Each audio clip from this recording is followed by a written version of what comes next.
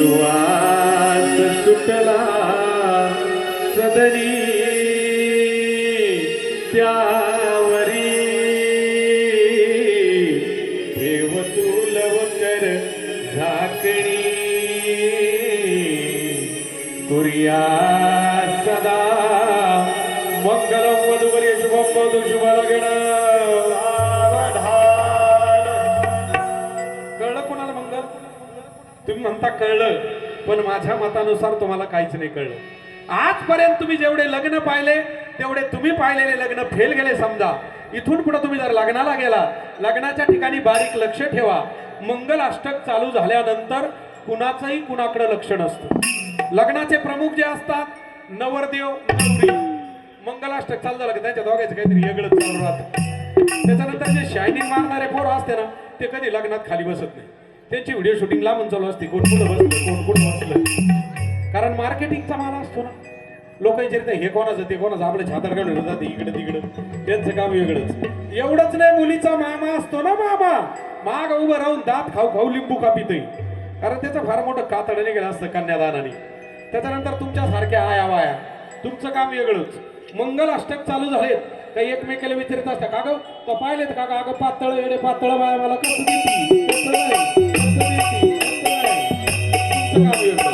आणि एखाद्या ठिकाणी जर 5-50 मंगल म्हणणारे जमले ना, वराडी मेले समजायचे जेव्हा वाचून.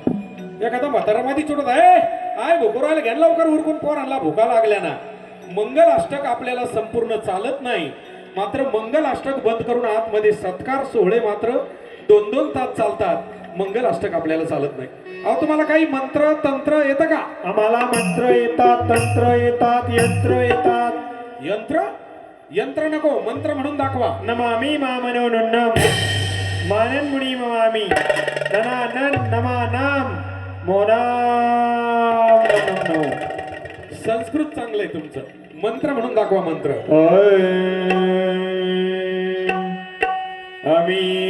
अमिताभ बच्चनम धर्मेंद्रम हेमा मालिनी शाहरुख खानम सलमान खानम कादर खानम ऋषि कपूरम देवानंदम. याला म्हणत्या मंत्र. बोला तुम्हाला मंत्र येतं का? म्हणजे हे अमिताभ बच्चनम. अमिताभ बच्चनम म्हणजे काय? लंबू अमिताभ नाही बरं का. तुम्हाला जास्त दिवस जर बचायचं असेल तर अभिमान सोडा, देवाच्या जवळ जा, जास्त दिवस जगशाल. तुम्हाला जर एसटीडी मारायचा असेल देवाच्या जवळ जाऊ नका. बिगर कोड नंबर दाबताच तुमचा कॉल लागून जाईल. त्याला गुरु म्हणतात अमिताभ बच्चनम. त्यानंतर धर्मेंद्र. धर्मेंद्र म्हणजे फाईट मारतात ते धर्मेंद्र नाही. या 5 बोटांनी दोन्ही हाताने होता तेवढा धर्म करा, धार्मिक कार्याला सहकार्य करा. त्याला गुरु म्हणतात धर्मेंद्र. त्यानंतर हेमा मालिनी. मालिनी म्हणजे कोणती? ही तुळशीची मालिनी गळ्यात घाला. पण ही मालिनी गळ्यात घालायची म्हणलं ना तर कलियुगातल्या लोकांना फाशी बसल्यासारखी वाटते. मात्र एखाद्या हेमा मालिनीला घेऊन फुल्या म्हणतो इकडे तिकडे, तेव्हा मात्र कवडीची लाज वाटत नाही. त्याला गुरु म्हणतात हेमा मालिनी. त्यानंतर कादर खानम, शाहरुख खानम, सलमान खानम म्हणजे हे सटर फटर खानम.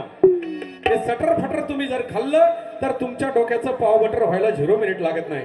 त्याकरता चांगलं खा, तुम्हाला विवेक बुद्धी प्राप्त होईल. आणि ऋषी कपूरम. अहो विचार करा ऋषी मुनी कसे होऊन गेले. 12-12 वर्ष तपश्चर्या केली एका जागेला. आपल्याला कार्यक्रमाला 2 तास बसायचं मला तरी जमत नाही. इकडे चुळबुळ करील, इकडे चुळबुळ करील, काहीतरी कुठं करले 2 तासात. त्याला गुरु म्हणतात ऋषी कपूरम. आणि देवानंदम. असं चांगल्या पद्धतीने तुम्ही जर वागला तर देवाला सुद्धा आनंद झाल्याशिवाय राहणार नाही. त्याला गुरु म्हणतात देवानंदम. पहिले नमन हो नमन गणपतीला, पहिले नमन हो नमन गणपतीला, पहिले नमन हो नमन गणपतीला, पहिले नमन हो. कोणत्याही कार्यक्रमाची सुरुवात गणपतीच्या नावाशिवाय होत नाही. बघा आपली ज्ञानेश्वरी. ओम नमो आद्या वेद प्रतिपाद्या जय जय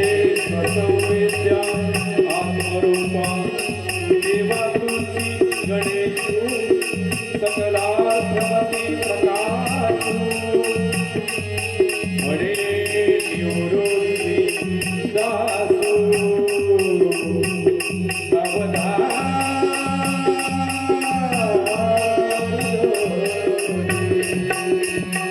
आणि म्हणूनच आमच्या संत एकनाथ महाराजांनी गणपतीचा जो पहिला मान दिला तो कोणाला तर संत चोखा मेळा यांना.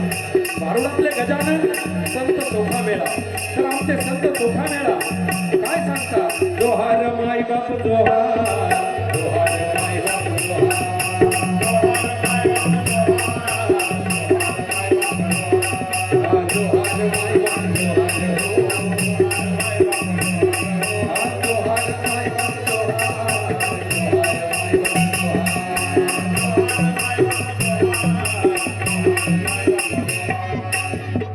बहुभुकेला मी झालो, बहुभुकेला मी झालो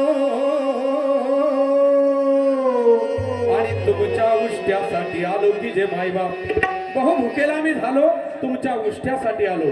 उष्ट म्हणजे कोणतं? आपण जेवून उरलेलं उष्ट खरकाट अन्न नाही बरं का. तर कोणतं उष्ट सांगितलं? मीराबाईसाठी घेतो विष प्याला,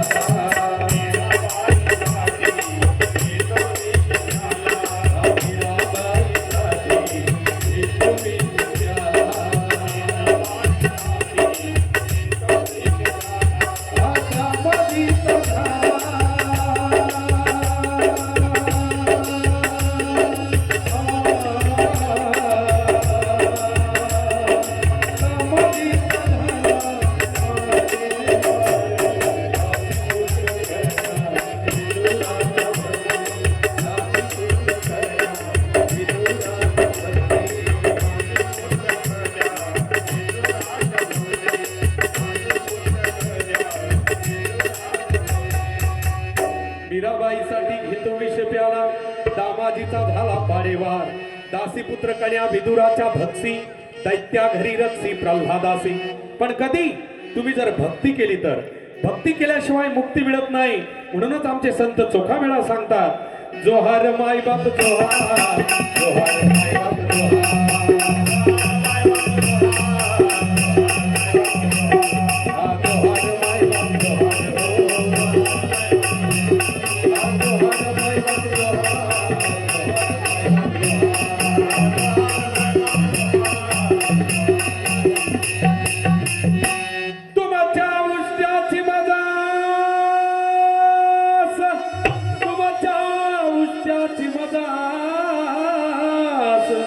आणि तुमच्या दासाचा मी दास होईल की जे मायबाप.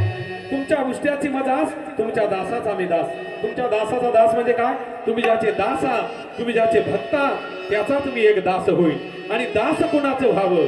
आम्ही ज्याचे दास, आम्ही ज्याचे दास, आम्ही ज्याचे दास, आम्ही ज्याचे दास, त्याचा पंढरी निवास, त्याचा पंढरी निवास,